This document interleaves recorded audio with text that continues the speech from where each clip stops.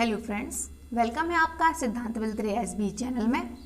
तो जैसा कि आप सभी जानते हैं, मैं आपको सीटेट 2021 की मैथ्स प्रिपरेशन करा रही हूँ, जिसमें कि हम लोग अपना डेटा हैंडलिंग कंटिन्यू करने जा रहे थे और हमने उसमें पढ़ा था पाई चार्ट।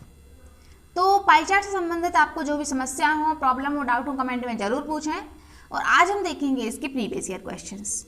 तो आप सभी जानते हैं कि हम स्टेप बाय स्टेप सीटेट और अदर टेट की तैयारी कर रहे हैं, और सीटेट का मैं जो है स्टेप बाय स्टेप कराती हूँ, साथ ही में अदर टेट के क्वेश्चंस प्रीवियस ईयर पेपर लेके आती हूँ। तो अगर आप इंटरेस्टेड हैं, पढ़ना चाहते हैं और हमारे साथ बने रहना चाहते हैं, तो चैनल को सब्सक्राइब जरूर करें, बेल आइकन को प्रेस करें, साथ ही में अपने फ्रेंड के साथ शेयर जरूर करें। तो बढ़ते हैं आगे, प्रीवियस ईयर क्वेश्चंस को देखेंगे। टेट में सीटेट में जो क्वेश्चंस आया है वो ये है, और अदर टेट में जो क्वेश्चंस आए हैं वो भी मैं लेके आई हूँ, ताकि अगर आगे क्वेश्चंस बनते हैं तो वो आपसे बने। तो देखिए, फर्स्ट क्वेश्चन हमारा ये है कि यदि निम्नांकित पाई चार्ट में लाल भाग 40 है तो सफ़ेद भाग क्या होगा। तो मैंने आपको कैसे सॉल्व करना बताया है कि इसमें लाल भाग क्या है, 40 है। ठीक है, तो कोई भी जो चीज़ होती है वो अपने आप में एक होती है। तो अपन क्या देख लेंगे पहले कि लाल भाग कितना है, 40, मतलब इसका आधा भाग 40 है। मतलब कोई भी जो चीज़ है, मतलब अपन ने मान ली कि ये पूरी जो चीज़ है वो x हो गई। ठीक है, इसको x मान लिया, तो ठीक है x में इसको मान लिया, तो x का जो आधा भाग है, यानी कि x का 1/2 भाग, गुणा करते हैं का लगाने के लिए, तो x का 1/2 भाग लाल भाग है, और लाल भाग कितना है अपना 40 है।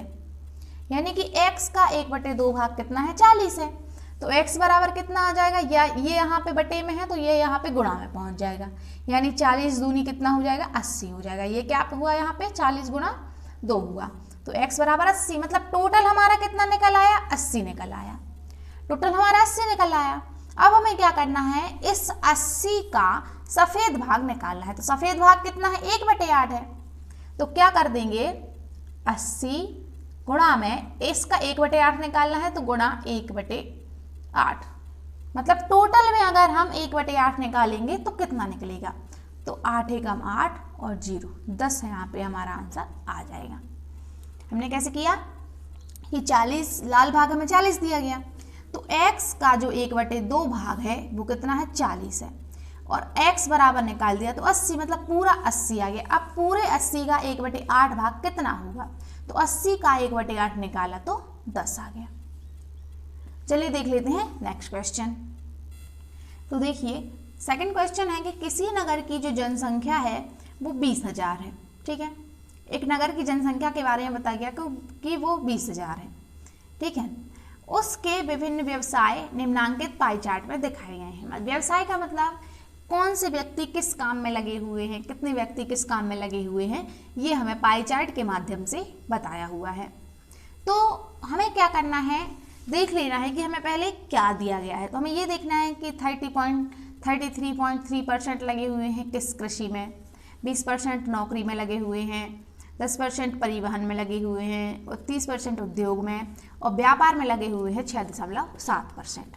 मतलब देखिए, ये कृषि में लगे हुए लोग हैं, ये नौकरी में लगे हुए, नगर की पूरी एक जनसंख्या है जो डिग्री परसेंटेज में दी गई है, ये कितनी होगी, इनका टोटल कितना होगा, 100%।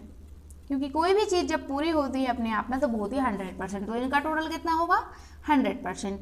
कृषि में इतने लोग लगे हैं, नौकरी में 20% लोग लगे हैं, परिवहन में 10% लोग लगे हैं। अब ये दिया गया है हमें पाई चार्ट के माध्यम से। अब हमें इसमें ये निकालना है कि सबसे अधिक और सबसे कम जनसंख्या वाले कार्यों में लगे हुए व्यक्तियों का अंतर क्या है। मतलब जो सबसे अधिक जिस क्षेत्र में लगे हुए हैं और सबसे कम जिस क्षेत्र में लगे हुए हैं, उनका अंतर क्या है, उनका अंतर हमें बताना है। तो देख लेंगे हम यहाँ पे कि सबसे अधिक किस क्षेत्र में लगे हुए हैं, कृषि में लगे हुए हैं। सबसे अधिक कृषि में लगे हुए हैं। आप देख लेंगे बाकी सब छोटा है, 20%, 10%, 30%, यही सबसे बड़ा है। तो कृषि में सबसे ज़्यादा लोग लगे हुए हैं और सबसे कम लगे हुए हैं व्यापार में। तो हम क्या कर देंगे, इसमें से इसको माइनस कर देंगे। ठीक है, चलिए तो हम इसमें से इसको क्या करेंगे, माइनस करेंगे। तो 33.3 में से 6.7 क्या कर देंगे, माइनस कर देंगे। तो यहाँ पे आ जाएगा 13 में से 6 जाएगा, 6 यहाँ पे बचेगा, 6 यहाँ पे 2, यानी 26.6% जो है इनका डिफरेंस है। किसका? सबसे अधिक और सबसे कम जनसंख्या वाले लोगों का। मतलब कृषि में इतनी जनसंख्या लगी और व्यापार में इतनी जनसंख्या लगी, तो हमने क्या कर दिया कि इसमें से इसको माइनस किया, जो डिफरेंस आया वो निकालना है कि इनके बीच का डिफरेंस कितना है। तो कितना है इनके बीच का डिफरेंस? 26.6% है। अब अपन पूरे का 26.6% निकाल देंगे। तो देखिए कैसे करते हैं, 20,000 लिखेंगे, फिर गुणा में अपन लिखेंगे 26.6, पूरा कितना होता है 100, तो नीचे लिख देंगे अपन 100। अब इसको अपन क्या कर देंगे सॉल्व, 2 जीरो से ये 2 जीरो काट देंगे। अब इसका यहाँ पे क्या कर देंगे गुणा, तो देखिए करेंगे 6 जीरो जा नहीं, अपन क्या करेंगे यहाँ 2 जीरो पहले लगा देंगे और 2 का कर देंगे, इस तरफ से लंबा हुआ अपन इस तरफ से करेंगे, 2 जीरो तो पीछे आ ही जाएंगे। अब इसका अपन इसमें गुणा कर देंगे, 6 दूनी 12 के 2 कैरी आई 1, 6 दूनी 12 और 3 कैरी आई 1, 2 दूनी 4 और 1 5। अब देखिए एक अंक बाद दशमलव के बाद एक अंक है, तो यहाँ भी हमें दशमलव के बाद एक अंक रखना पड़ेगा और जीरो का कुछ मतलब नहीं होता है, इसलिए कितना आंसर आ जाएगा 5320। हमने ये किया कि हमसे पूछा गया था कि सबसे अधिक और सबसे कम जनसंख्या वाले कार्यों में लगे हुए व्यक्तियों का अंतर, मतलब जिस कार्य में सबसे ज़्यादा व्यक्ति लगे हुए हैं और जिस कार्य में सबसे कम व्यक्ति लगे हुए हैं उनका अंतर कितना होगा। तो हमने पहले उनका परसेंटेज में अंतर निकाला, कृषि वाले परसेंटेज में से व्यापार वाला परसेंटेज माइनस किया, फिर उनका इतना परसेंटेज आया, फिर टोटल का हमने इतना निकाला, मतलब जितना है उसके बटे में हम 100% रखते हैं। अगर डिग्री में होता तो हम 360 रखते नीचे। अब देख लेंगे नेक्स्ट क्वेश्चन। तो देखिए दिए गए पाई आरेख में एक घर के निर्माण के खर्च को दर्शाया गया है। ठीक है, घर के निर्माण के खर्च को हमें दर्शाया गया है कि इसी टाइप से प्रीवियस एक क्वेश्चन था कि उसमें मजदूरी पे 90%, सीमेंट पे 72%, लकड़ी पे 36% और देखरेख पर 54% डिग्री में दिया गया है। ये परसेंटेज में नहीं, ये डिग्री में है कि 90 डिग्री मजदूरी में लगा। और इसका टोटल कितना होना चाहिए, आपको एक पाई चार्ट दिया गया है, उसमें बताया गया कि एक घर के निर्माण में इतना खर्च हुआ, मजदूरी पे 90 डिग्री ज़्यादा गया, लकड़ी पे 36 डिग्री कम गया, स्टील पे 54 डिग्री या इतना ही, ईंट पे इतना ही, देखरेख में। ये पूरा टोटल कितना होना चाहिए, 360 डिग्री होना चाहिए। ठीक है, क्योंकि पूरा सर्कल का जो मान होता है वो कितना होता है, 360 डिग्री होता है।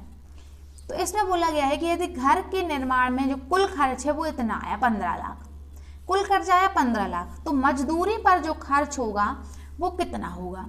तो देखिए कैसे बताया मैंने कि हमें क्या करना है, मजदूरी का पहले लेना है। मजदूरी पे कितना हो रहा है 90 डिग्री, और कितने में से, तो टोटल हमें नीचे रखना है। टोटल कितना हो रहा है, कितने में से हो रहा है, 90 डिग्री हो रहा है 360 में से। तो देखिए जैसे हम यहाँ पे ले लेते हैं ना कि अगर परसेंटेज में होता है तो परसेंटेज लेंगे और कितने में से, टोटल 100% में से। ऐसे ही हम यहाँ पे लेंगे 90 डिग्री, कितने में से, पूरे 360 डिग्री में से। फिर हम यहाँ पे इस 15 लाख का क्या कर देंगे, गुणा कर देंगे, टोटल का गुणा कर देंगे। अब हम यहाँ पे इसको काट देंगे, देख लेंगे 1 जीरो से ये 1 जीरो कट जाएगा, फिर यहाँ पे 6 से कट जाएगा, 6 6 36, 15 बार जाएगा ये, फिर 6 से फिर से काटेंगे इसको, 6 कम 6, 6 दूनी 12, 6 दूनी 12, 3 पंच 30 और 1 2 3 जीरो। अब जब इनका गुणा कर देंगे तो देख लेंगे 3 जीरो तो पीछे आ ही जाएंगे। 15 पना 75 के 5, कैरी आई 7, 15 दूनी 30, 37, यानी कि कितना लिखा, 3,75,000 रुपये किस पे लगे, मजदूरी पे लगे, 3,75,000। तो इन सवालों को हम कैसे सॉल्व करते हैं कि जिस चीज़ का पूछा जाएगा उसको ऊपर रखना है, और अगर डिग्री में पूछा गया तो 360 नीचे रखेंगे, परसेंटेज में पूछा गया तो 100 नीचे रखेंगे, और जो टोटल संख्या होगी उसका हम गुणा करेंगे, तो फिर हमारा आंसर सॉल्व करने से बन जाएगा। देख लेंगे नेक्स्ट क्वेश्चन। तो देखिए नेक्स्ट क्वेश्चन है, किसी परिवार का जो मासिक आय है, मासिक व्यय है, वो निम्न चार्ट के अनुसार दर्शाया गया है। मतलब क्या होता है कि एक परिवार का जो पूरा खर्च है 1 महीने का, वो एक पाई चार्ट में बताया गया है। इसमें बोला गया है कि उसका शिक्षा पे चला जाता है 25%, किराना पे चला जाता है 20%, यात्रा में चला जाता है 15%, मकान के किराए में चला जाता है 20% और बचत कर लेते हैं वो 20%। मतलब ये पूरा खर्च बताया गया है। तो ये टोटल कितना होता है? 100% होता है। ठीक है, कोई भी चीज़ अपने आप में 100% होती है। अब हम देख लेंगे कि क्वेश्चंस क्या पूछे गए हैं। पहला क्वेश्चन हमें एक ही क्वेश्चन पूछा गया है, वो ये है कि यदि शिक्षा तथा जो यात्रा पर खर्च है उनका जो अंतर है वो 4000 है। मतलब हमें अंतर दिया गया है, अभी हम अंतर निकालते थे, अभी हमें अंतर दिया गया है। मतलब शिक्षा और यात्रा पर हमें अंतर, जो शिक्षा पर जो जितना खर्च होता है और यात्रा पर जितना खर्च होता है उनका जो अंतर है वो 4000 रुपये है। तो परिवार की कुल आय कितनी होगी ये हमें बताना है। तो सबसे पहले हम देखेंगे कि शिक्षा पर कितना खर्च हो रहा है? 25%। ठीक है, शिक्षा पे हो रहा है 25% और यात्रा पे हो रहा है 15%। तो इनके बीच का अंतर आपको साफ साफ दिख रहा होगा, कितना है? 10%। 25% माइनस 15% कितना होगा? 10%। ठीक है, तो शिक्षा पर खर्च और यात्रा पर खर्च कितना है? 10% है और ये 10% कितना है? 4000 है। ठीक है, तो इसमें हम ऐसे करते हैं, ये थोड़ा अलग है, इसमें हम ऐसे करते हैं कि 4000 अगर 10% है तो 100% क्या होगा? ठीक है, 4000 अगर 10% है तो 100% क्या होगा? तो देखिए इसमें हम क्या करते हैं कि अगर 10% कितना है? 4000 है, तो 100% क्या होगा? ठीक है, तो हम क्या करेंगे, एक जीरो से ये एक जीरो काट देंगे तो ये हमारा 40,000 क्या आ जाएगा? आंसर आ जाएगा। तो देखिए अगर ऐसे समझ में ना आए तो ऐसा क्यों करते हैं मैं ये बताती हूँ। देखिए पूरा माना कि अपन ने x है, ठीक है, पूरा अपन x क्यों मान लेंगे? पूरा तो 100% होता है, तो अपन ने देखा कि पूरा है 100%, लेकिन इस 100% का जो 10% है वो कितना है? 4000 है। तो हम क्या करेंगे कि जो 4000 है इसमें भाग देते हैं कि 4000 का जो ये 10% है वो जितना भी होगा उसका 100% कितना होगा। तो अगर आपको दो चीज़ों में निकालना है तो आप ऐसे निकाल सकते हो कि 4000 का 10% कितना है? 400 है। तो 100% कितना होगा? तो 400 गुणा में 100 कर दीजिए तो 40,000 आ जाएगा। तो इसको हम डायरेक्ट कर लेते हैं कि अगर कोई चीज़ दी गई है, कम में दी गई है, कोई चीज़ कम में दी गई है और हमें पूरा निकालना है तो कैसे निकालेंगे? जितना दिया गया है उसके उस पार्ट का भाग दे देंगे। मतलब अंतर दिया गया 4000, 10% का भाग दे दिया और 100 का गुणा कर दिया, तो हमारा जो है आंसर आ जाएगा। तो ऐसे हमने पाई चार्ट के कुछ सवाल किए। नेक्स्ट हम देखेंगे अपना नेक्स्ट चैप्टर। अभी हम इसको यहीं क्लोज करते हैं। अगर पसंद आया हो तो लाइक शेयर कमेंट जरूर करें और अगर कोई भी डाउट हो तो कमेंट में ज़रूर पूछें। Thank you so much.